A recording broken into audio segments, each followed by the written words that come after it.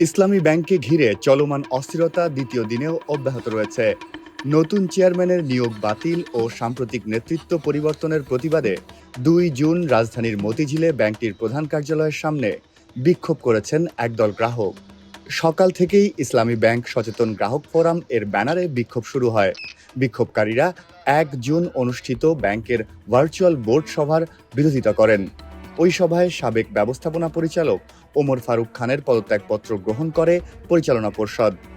বিক্ষোভকারীরা ব্যাংকের পরিচালনা পর্ষদের সাম্প্রতিক বিভিন্ন সিদ্ধান্তের সমালোচনা করেন এবং নেতৃত্বে আমূল পরিবর্তনের দাবি জানান।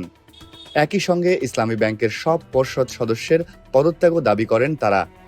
গতকালও মতিঝিলে ইসলামী ব্যাংক সচেতন গ্রাহক ফোরাম এর ব্যানারে বিক্ষোভ হয়।